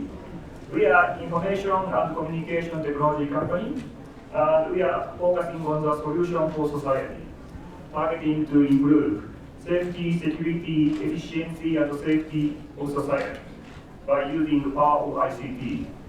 We have been doing business in Africa for more than 50 years. Next page, please. Then let me talk about the challenge in doing the business in Africa from the company viewpoint.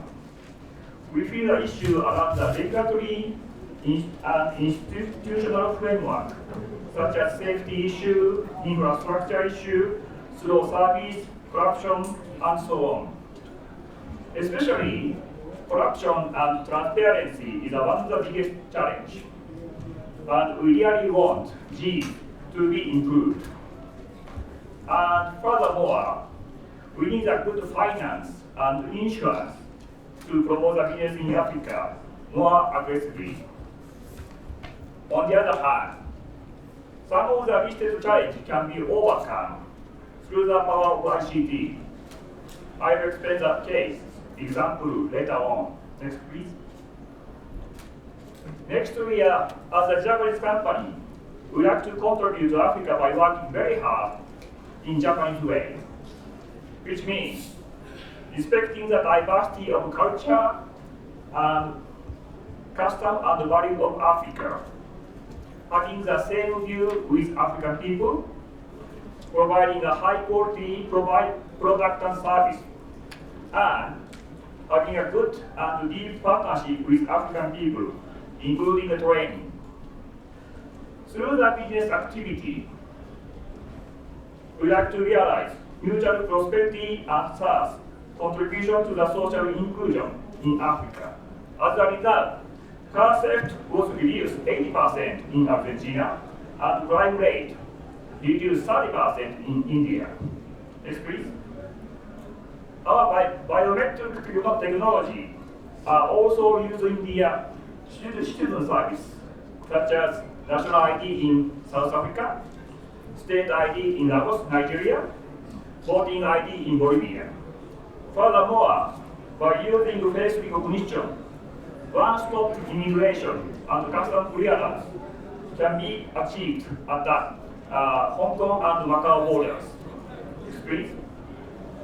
Second example is a new business and industry development platform by the combination of ICT and renewable energy, which enable the leapfrog progress. We are providing broadband network and data access in Zambia, Angola, and Colombia. Next, please. We are providing battery for the power grid.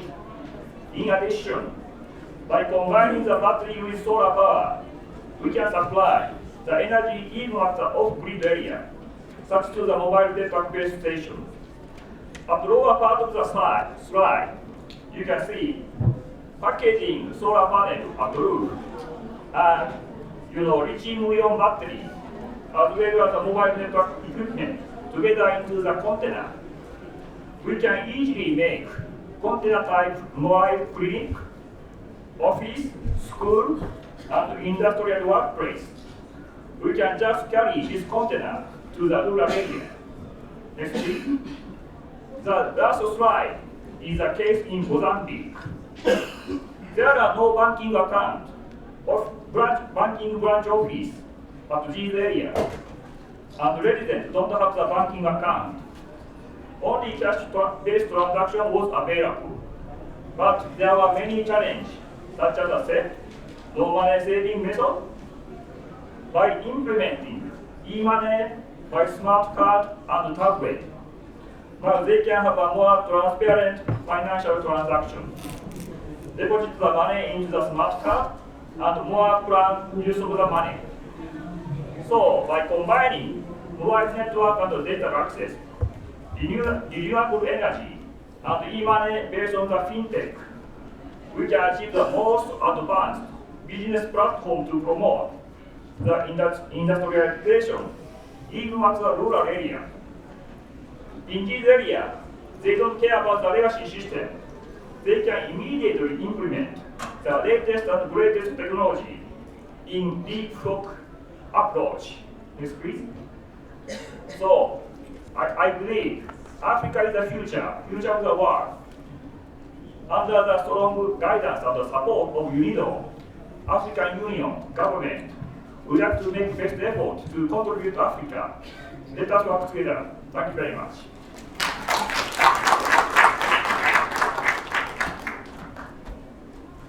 Thank you, Mr. Masahiro Ikeno. I'm sure when you talk about financial platform for e-money, you've heard of M-Pesa, right? Yeah, M-Pesa or also other type of e-money. All right. M-Pesa, made in Kenya.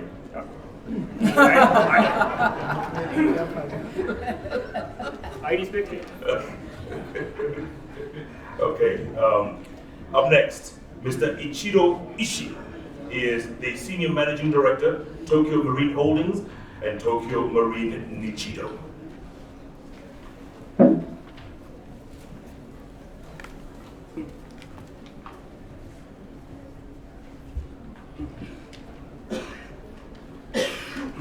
Thank you, Jeff. Good afternoon, everybody. As Ikeno-san already covered, his perspective as a Japanese manufacturer and a service provider, and I'm representing the Japanese sector insurance. It was referred in Ikeno-san's speech as something very important as a support of Japanese corporation concerning to enter into African countries or concerning further expansion their businesses. Let me briefly talk about Tokyo Marine. We established back in 1879, and since then we have been rapidly expanding our global network. Recently, we started acquiring a sizable insurance company in Europe and the United States. Our important mission since our foundation is to support insurance Japanese corporation doing business out of Japan. So Japanese corporation, as you know, all of them have been eagerly expanding their business into Europe, US, and recently in Asian countries. So we, Tokyo Marine, has been supporting development of the Asian countries through support to the Japanese various corporations. as of the position towards African countries, we have just started. We have a small operation in Egypt, and we just started opened up our office Johannesburg in South Africa quite recently.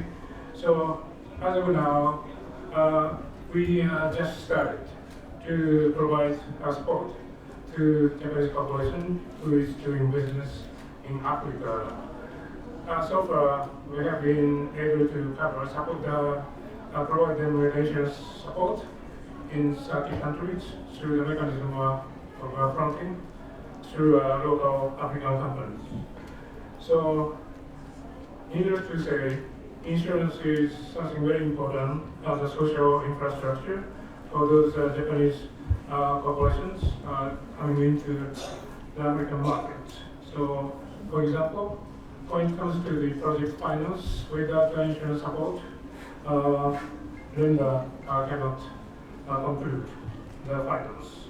So, as such, finance and insurance support is very crucial as a supporting mechanism to a Japanese corporation. So, as of now, we are able to provide those support to a Japanese corporation, and going further, we need to see a bit more improvement in regulatory or institutional framework for the insurance sectors in African countries. So today I got a very encouraging statement. So she advised if we are not coming in now, so we need to take it very serious, and as an insurance company, we are ready to provide support to insurance industry of Africa together with Japanese sector coming into Africa. Thank you very much.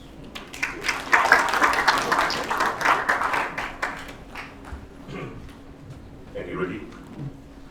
So, to complete our panel of discussions here, I'd like to ask the PS for Industrialization, Trade, and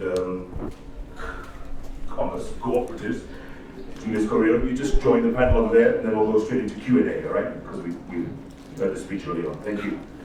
Now, it's question and answer time, folks. Can I get some microphones for my panelists, please? You have enough? Okay, we're off.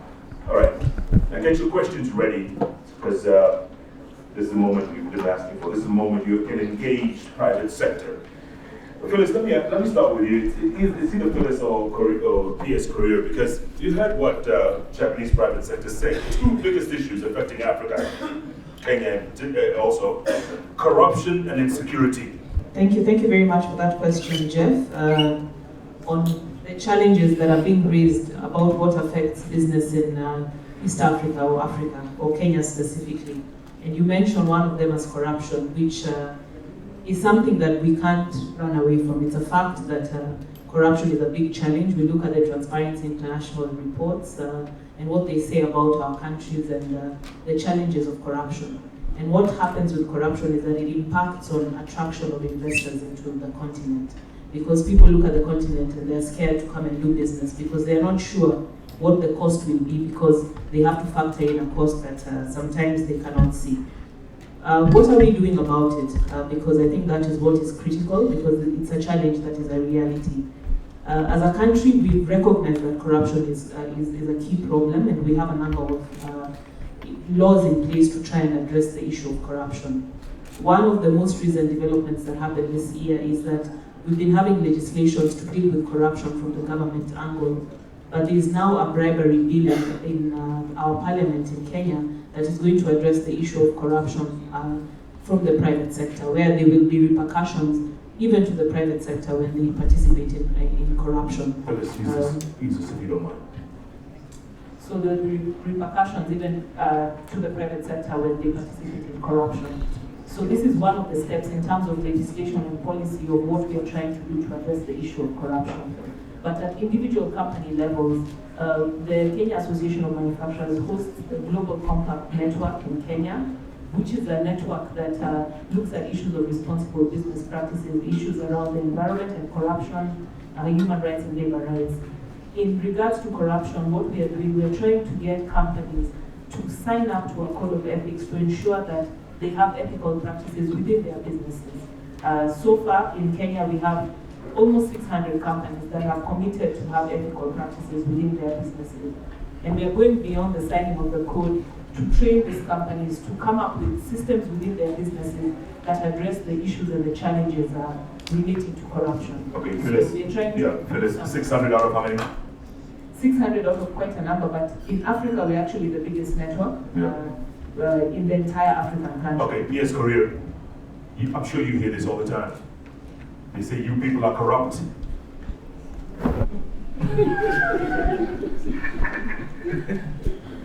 What do you say? Well, I think, yes, corruption is common talk. And I would say maybe in the past, it has always been seen to be government problem. But in any relationship, there is both sides of the coin, the giver and the taker. And if there is no giver, there will be no taker. And you find that at times corruption is driven by business interests, competition, where somebody really doesn't want to be told that you've lost a bid, and so they would want to appeal to the personal ambitions and personal aspirations, which at times money tries to help.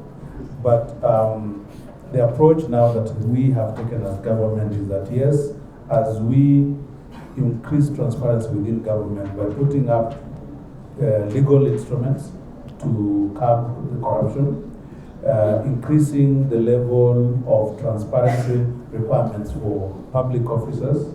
We are also looking at how the private sector on the other side can also play its role, because if there is no enticement from the other side, then the government officers also will not demand. Okay, Audrey Shigo, does this also happen in Cameroon? Is corruption as rampant over there as well? Yes, Jeff. I think I was talking about that, and it's the first factor of our countries, corruption, and then the money that is going in the government. Let me say government. Excuse me, you and you. Excuse me, because the reality is that our government are not doing their best themselves to stop that corruption, because they are the first one that are concerned.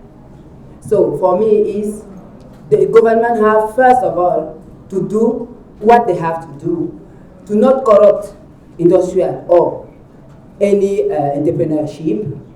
And for me, like a woman, I've stopped this. But what happened for me is that my business going down, which manager can accept that his business going down because he don't want to corrupt a government or anyone, in fact. Yeah.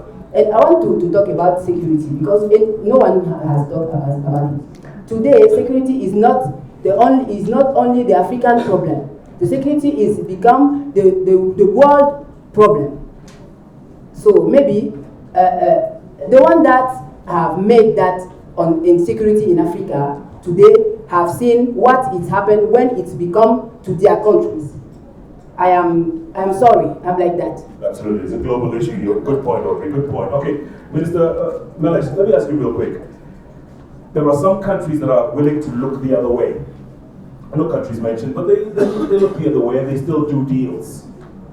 How has Ethiopia been able to walk that fine line? You have a lot of investments from China, you have a lot of investments from Japan. Are you saying there's no corruption in Ethiopia?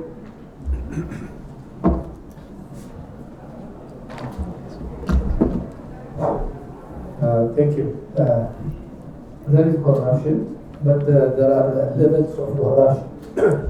What you call systemic corruption, when a corruption enters into the system, into the whole apparatus, and the apparatus is fully managed, by a corrupt system. But in our case, it is not like that level. There are petty corruption here and there. In fact, corruption, if it is not managed, is very dangerous.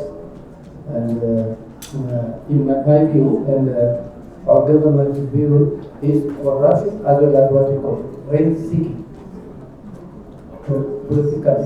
Rent-seeking political economies, the top enemy. Beside poverty, beside poverty, number one enemy, we consider immigration. So, no mercy at all, for corrupt officials, Our deputy prime minister, he was, in prison. Other ministers still are in prison. And no mercy for corruption in our system. However, how do we comprehensively address the issue, the solution is not easy. It is a comprehensive solution. To begin with, I think we need to have reform systems, civil service reform system. Myself coming now from Singapore Africa Forum. Singapore is the best civil service system they have to reform all those loopholes, where we can those, of course, to change the mindset of the civil servant as well. Of course, our Japanese friends also, they are talking about technology also, like e-governance technology, like, for example, tendering, many countries like South Korea and so on, they are the best in the technology index also, not to close all the systems where this giver and buyer, could be blocked at all. And of course, we need to empower more, most importantly, the people. Sierra Leone. Just 3 years back, we had one of the fastest growing economy in Africa before we were struck by the Ebola virus disease. Currently, as a government, we have what we call the Agenda for Prosperity, where we want to empower the SMEs and that of local content. So this year, the president of Sierra Leone has launched the SME and the local content. But very recently, I went to Bangladesh to look at their own scenario, and I was informed that most of the businesses are paying back their loans, over 95%. But in Africa, most of the businesses do not pay when they are giving loans. So, Holly and Phyllis, we both spoke about mentorship. So I really don't know what is this mentorship for them to succeed. You made mention of the lady from Cameroon that 4 out of 5 businesses do not grow, they don't have mentorship, that you went to Japan for that. Is it training, is it technology transfer? And also one of the challenges Phyllis made mention of again was the promotion of mentorship apart from subcontracting and capacity building. So my question, I have a comment and a question. When we look at the subject of corruption, I think there's a multi-tier approach on handling that because it's a big hindrance to our development. And I think while government and private sector take steps to work on that, I think we need to go deeper. We need to go into our education system, and where we start from the ground up, we start to impart values that represent a common value system as a people of Africa. Then when these adults are big, whether they're working in government or private sector, the value system has been changed. So we need to be brave to do that. Now, my question is, when we look at the growth of Africa, especially economically and socially, we have to be ready to embrace innovation. I like what Phyllis mentioned there in terms of protecting the ideas. How are we bridging the investments that are coming into ideas? How are we nurturing these ideas into business? And how are we mapping them to the SDGs and to national priorities? Because we have special economic zones, we have industrial parks. Are we using these young ideas because they're the largest population of Africa? Are we embedding these ideas and mapping them deliberately to drive industrialization in the special economic zones or in our industrial parks? I just want to hear from the minister in Ethiopia, who already has gone ahead of us in the ARC industrial parks, to just hear what they do, and the Japanese team as well. First, I'm Abdul Dawood, Assistant Minister of Industry. I'm from Sudan. First, before I ask a question, ask you all, allow me to extend my privilege and thanks for you, Mr. Moderator. You added amazement for this event. Thank you very much. Can I come to Sudan? Can I come to Africa? While we're here, let's discuss. Next time your meeting will be in Qatar. And welcome to Japanese people and congratulate for good, successful for Ticad 6. But question for you, but before that, I welcome you for the land of opportunities. You know, Africa has abundant resources in agriculture, mining, animal resources, and so on. My question is, what helps?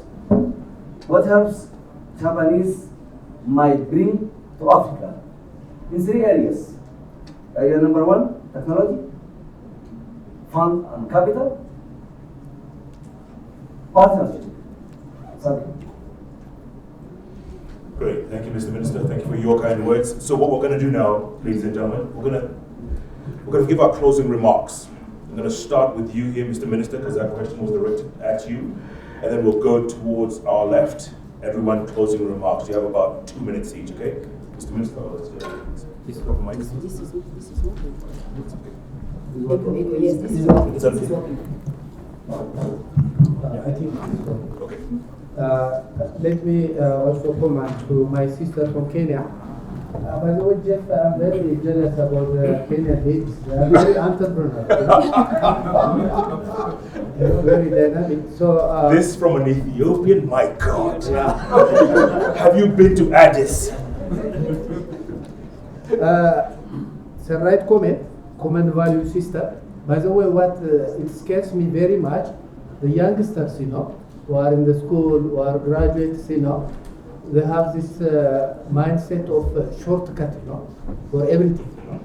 So we need to also incorporate into our educational system so that, from early age to teach our, about values, about what is this very bad thing about corruption and so on. So it's a correct comment. However, empowering the people, when I mentioned earlier, I did not finish it. In our system, we are allocating resource to the smallest administrative area, to block grant, and then based on the priorities, the people, they have to come with their plans. They have to monitor it. We bring knowledge, technologies into the country. We decided to start doing business. Then we start developing the local young people by educating them. So in that sense, we need them to have a fundamental basic education so that we could bring them to a next level to be a part of our successful joint venture or operations. So in terms of capital, we need to bring initial capital. But as a private company, we need to see the potential return, meaning cost of capital. So all those things could be accomplished when Japanese company and the African partner team up to share the same goal, vision, working together. That's my remarks. Thank you, Rishi. Thank you. Audrey should go. Closing remarks.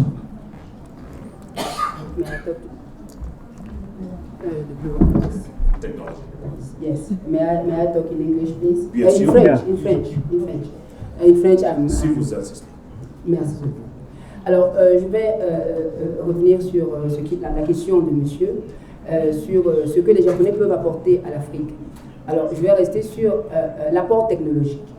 Je pense que pour rassurer les Japonais, parce que depuis 2 ans, je suis avec eux de plus en plus, il faudrait qu'on appuie de plus en plus et que les gouvernements appuient de plus en plus, j'insiste là-dessus, sur les projets clés en main.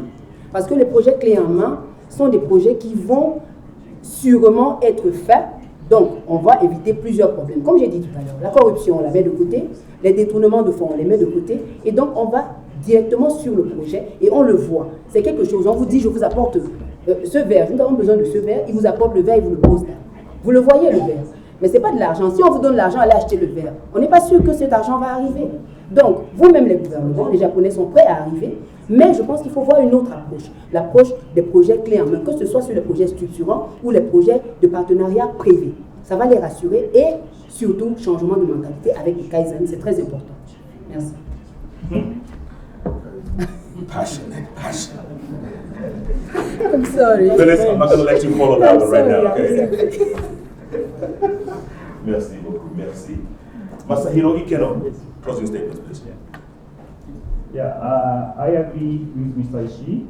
So anyway, Mr. Abe has a program to accepting a young businessman and engineer to Tokyo and participating in the after graduating school. And also after that, so they are, coming to private sector for some training, and NEC also accepting them. So through this kind of program, so anyway, we are happy to, provide, training and technical transfer. That's first important issue, I think. And the other one is, as I mentioned, so we are having technologies, but the technology is not perfect. We are just providing the platform for easier use and use of providing transparency and avoiding some crime and also the reducing the cost. But the important issue is on top of the platform, what kind of application, so solution we have to develop. But as I mentioned, only local people understand the true requirement of the local market. So then, depending on the country and region, requirement is different. So important thing is the conversation with the local people and local partner. Then we need to define and we need to optimize, customize, tuning up our technology into truly fitting the local environment. So in this regard, we appreciate more conversation, frank discussion, dialogue. So this kind of the attitude with Japanese company like to have. So as I mentioned, we like Japanese company is very humble. So Japanese company, we like to work together with you. So let us work together. Is there hope? You think is there hope? Yes. There's hope. Okay, thank you. Phyllis Makiaga, you get the last word. Thank you very much, Jeff. I think I'll just address one of the concerns that was raised about SMEs and the issue of being unable to service their loans. I think the key thing, first of all, is to develop the right products for SMEs. So having the microfinance institutions or the banking institutions looking at coming up with products for SMEs. In Kenya this week, something happened where the president signed into law a banking amendment act that is going to cap the interest rates because the cost of credit has been a challenge for SMEs. But even if we don't have to resort to those extreme measures, can we have the right products developed for SMEs? If you build it, they will come.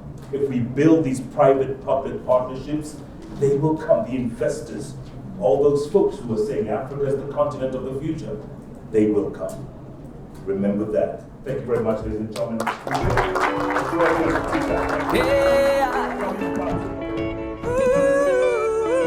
Karibu Kenya, hand in hand. So here we go, yeah. I'm very happy this afternoon we have this opportunity to have a strong panel from the government, from the private sector, from the important associations. I'm glad to have this opportunity today to explore and deliberate together on how to best implement our mandate, ISLE, in line with Agenda 2063, which is committed by leaders of this continent. Come, there's no limit. It's really an honor for me to deliver a keynote address at this side event on enhancing Africa's structural economic transformation through Agenda 2063 and inclusive sustainable industrial development, ISID. Grow, grow, grow. Ilugaya, get up, and make it happen. It is important to take advantage of this global consensus that we have as a way to put industrialization forward.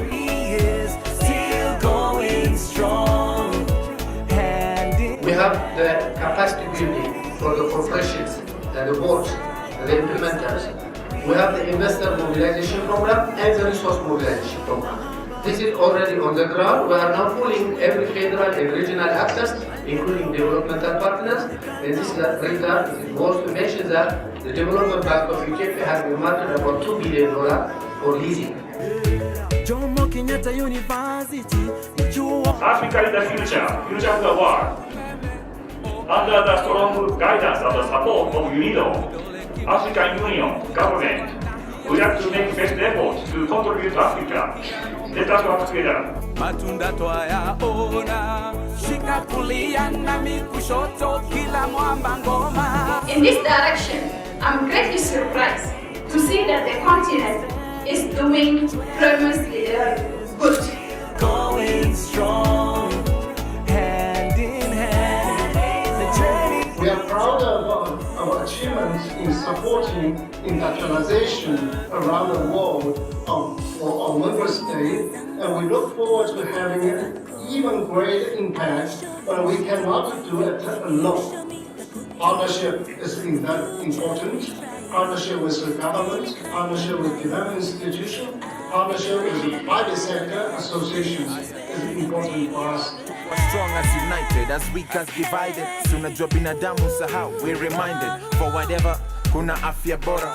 Africa to Yokohama, ni kubora. Bossa kuna loss from coast to Kokopot. Advance, prosper, partnership, integrity, unity ni strength, bado division ni weakness. Na maendeleo tunayo, si ni weakness. Uganda tushachuja, Africa So future. hand in